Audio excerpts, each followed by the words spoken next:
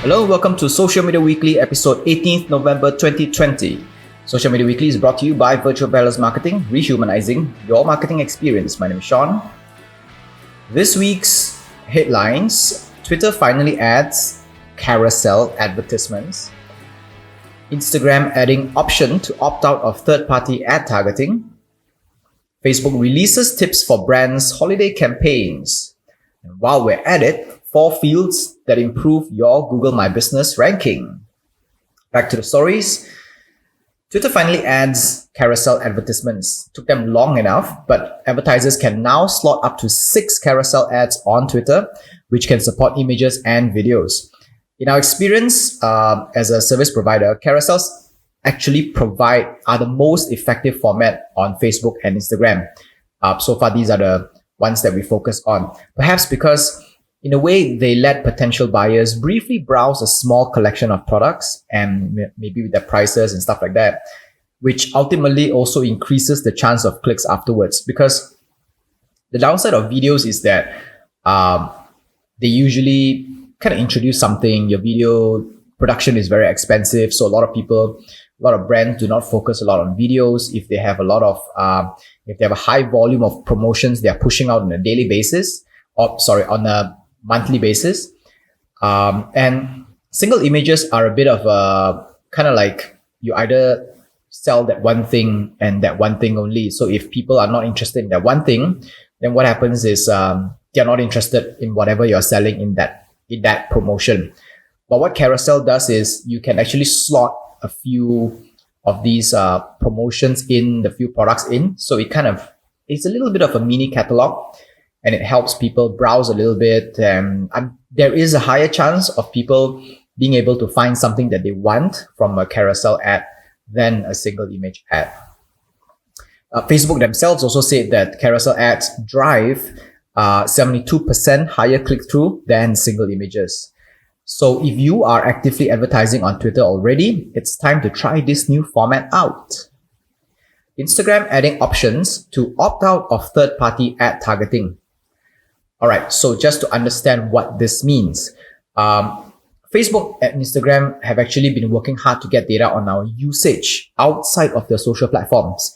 They use SDKs, they use pixels, and they use other tools to obtain those information of our usage behavior outside of Facebook and Instagram, because there is nothing they can do. They can't track much of what's outside of what we do on the social media, and they want to have a hand, kind of like an overreaching hand outside, like maybe websites and browsers and things like that, so that they want to be able to collect more data on us. And it is in their purpose to do this because they want to ultimately be able to serve highly targeted ads to us. And the more information they have, even if it's especially the ones outside of their platforms, will help increase this targeting. However, in an effort to preempt users crying for privacy, because in order for them to do that, they need to get that data from third party, right? So one way is to put pixels. If they put pixels on websites, what happens is that if I were to browse something on an ad on Facebook, I click on an ad that goes to a website and make a purchase there, Facebook knows I make a purchase. Or if I have added that item to cart but have not checked out, Facebook knows that I'm interested in it but haven't gotten around to buying it. So Facebook knows where I am in the purchasing funnel. Another way of them doing this is actually not very nice, in the sense that they actually buy third-party data, our data, from third-party websites, from third-party apps, from third-party sources. And what they do is they actually match it to the user base, and then, so that they can allow them to be more targeted in terms of sending us the advertisements that they want us to see. So Instagram is adding an option to opt out of this third-party ad targeting. So it isn't available in Malaysia yet. We've checked, maybe not in our versions of it, but maybe someone already has it. It's in the settings. If you toggle it off, then you're telling Facebook, no, you cannot use third-party ad targeting sources to kind of like hyper-target advertisements towards me. So in a privacy thing, it's good, right? But this is both good and bad. I mean, we know that it's bad to get, from the privacy perspective, for Facebook to go to other third-party sources to obtain our data, our private data, buy our private data, and then use it to hyper-target ads to us. But the good side of it is, since you're going to see the same amount of ads per day during your time on Facebook and Instagram anyway, right? Might as well see ads of products you actually want instead of those that you don't want. Actually, at this point, I think most users, if not all users, are already accustomed to advertisements on social media. I mean, if you look at 3 years ago, 4 years ago, maybe we are still, very reluctant to accept advertisements on social media. But at this point now, most people they know and they actually engage with advertisements on social media. And we make product purchase decisions also based on certain advertisements on social media as well. And since we're going to see them anyway, might as well see ads that we like. We don't like ads when they're annoying and they're not related to what we want. But if we look at an ad and say, hey, I've been looking for this for a while now, then it kind of serves you. And in order for Facebook to give you that kind of advertisement, they need more information about your usage behavior, even if it means getting them from third-party sources. Facebook releases tips on brands' holiday campaigns. The year-end shopping season is here, and for many of us, also the final push for sales targets before the wretched 2020 ends. Facebook has released a guide to increase engagement and sales on its platform, and I've broken it down for you. So here they are. The first question to ask is the experience mobile friendly? It not only talks about ads and content that is posted on social platforms, but also what happens after customers sees and clicks the ads, where they are taken, and what are the barriers between them wanting the product and actually purchasing it. Are these steps done in a mobile-first, if not mobile-responsive environment? So first of all, let's look at the advertisement itself. Are the advertisement visuals made to be mobile-friendly? Are the video content made to be mobile-friendly? And then we look at what happens after they click on the button, right? When they're taken to a website. Is your website mobile-friendly? Is your website mobile-first? Does it have the kind of environment that they can see everything in there very well, very nicely? All the captions are big enough, all the words are big enough. You don't have an image that is on a landscape with very fine prints that people cannot read on mobile devices. So those things are very important. Of course, Facebook suggests using Facebook Shop and Instagram Shop for this. Of course, the latter applied for countries where Instagram Shop is available, but Facebook Shop has been available in Malaysia for a very long time. And if you use Facebook Shop and add products into Facebook Shop, you can actually create advertisement that actually showcase the catalog. Kind of like creates a little landing page to showcase your products in the catalog as well, which kind of helps with the mobile-friendly environment experience. Number 2, can customers check out in as few clicks as possible? Expanding from the first point, chances of purchase decreases the more clicks a customer has to go through before making a purchase. Instead of leading customers to a category of products, bring them directly into the product page itself.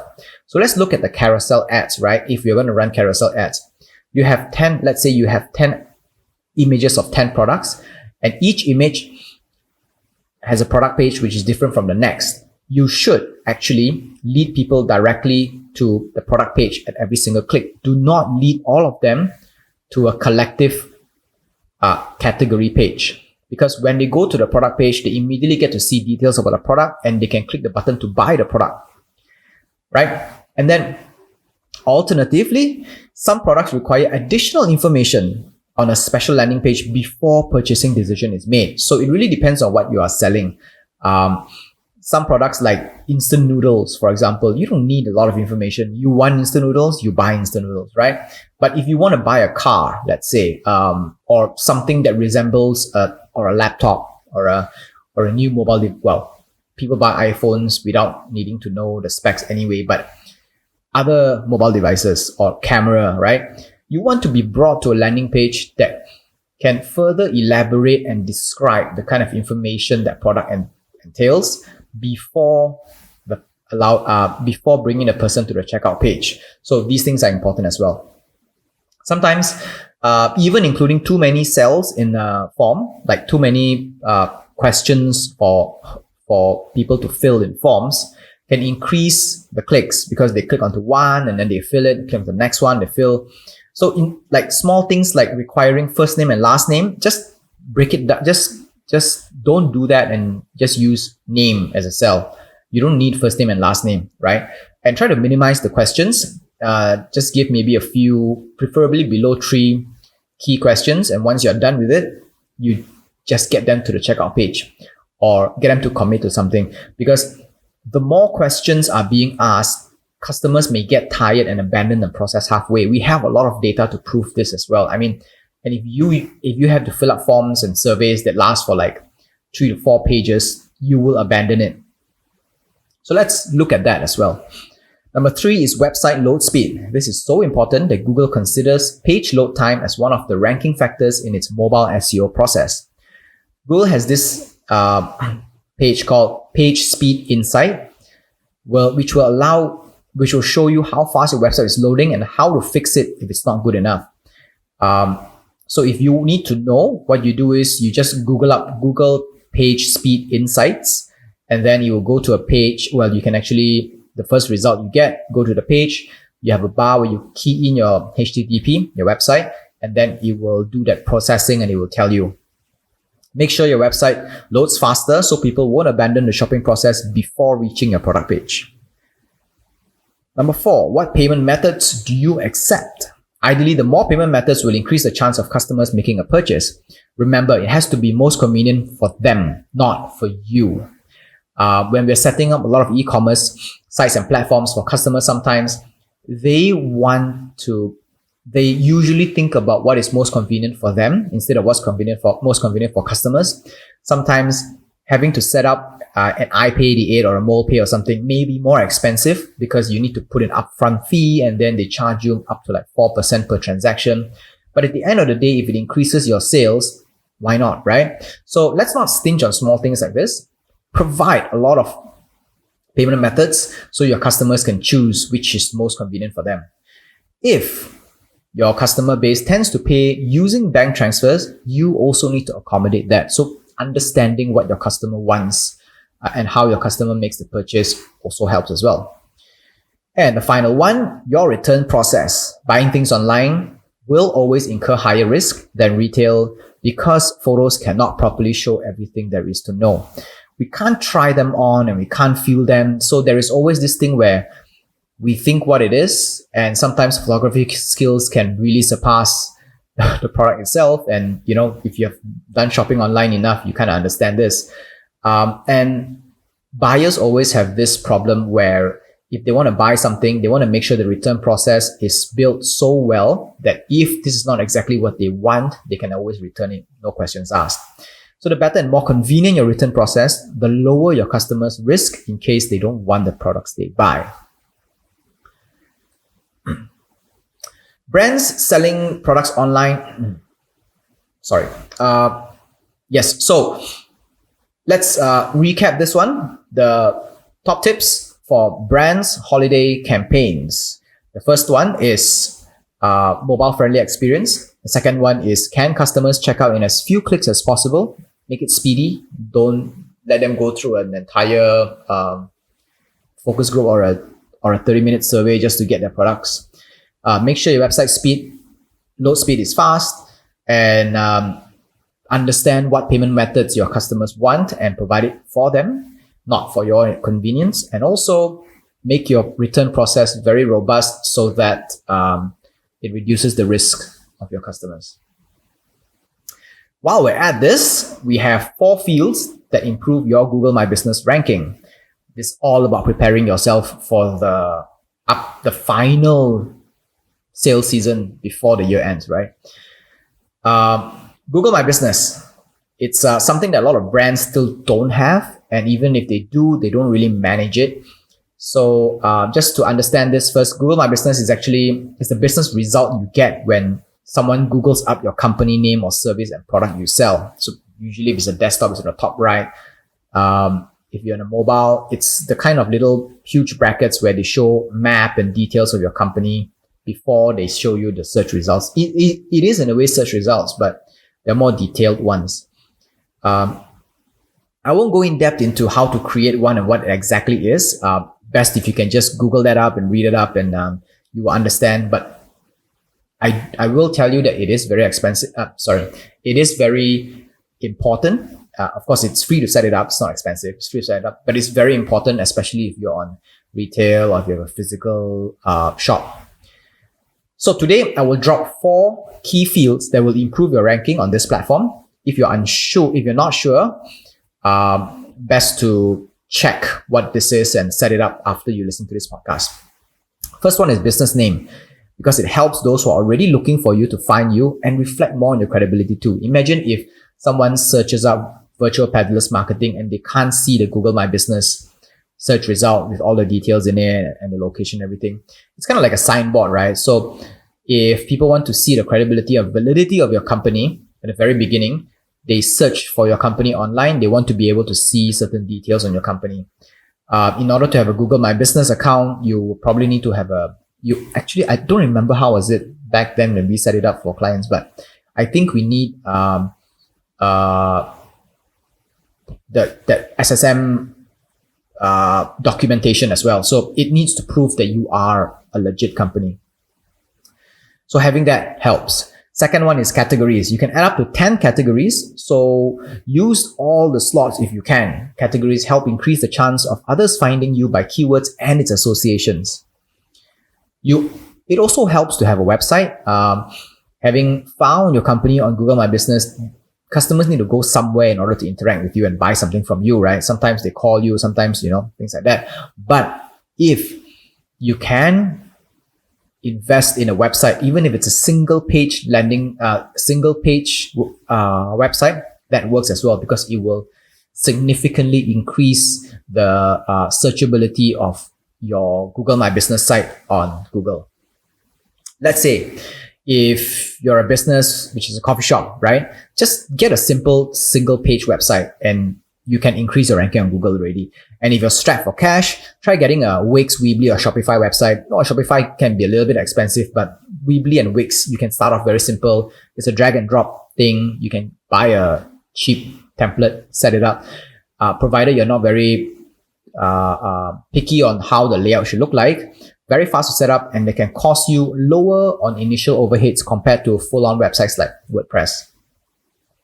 And most importantly, actually, is the fourth one, which is reviews. This is something you have to already be actively encouraging customers to do. You can't go today and say, let's set it up, and by Christmas, you want everything to be ready for you. You can't do that, because reviews is a very long tail effort, right?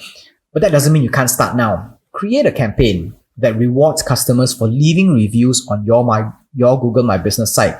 They don't have to only be 5-star reviews. Any sort of reviews will do. Even usually the ones that matter most are the 3-star reviews, because it's mostly good, but something that can be improved upon. Those are most real in the eyes of other customers as well. So this one takes a little while, but once you build it up, it is very rewarding and it helps bring in a lot more customers.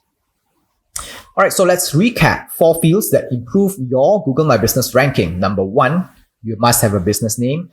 Number 2, fill up all the 10 categories if you can. Number 3, have a website, preferably. And number 4, get reviews. Reviews is harder to get, takes a longer time, but once you get it right, it can be very rewarding. All right, so that's all for Social Media Weekly this week. Social Media Weekly podcast available on Anchor FM, Google Podcasts, Apple Podcasts, Spotify, and more. Our full videos available on Stitcher. Our full videos available on YouTube, and we post bits and clips on Instagram and Facebook. This is Social Media Weekly episode 18th November 2020. My name is Sean. Stay safe, stay home. Au revoir.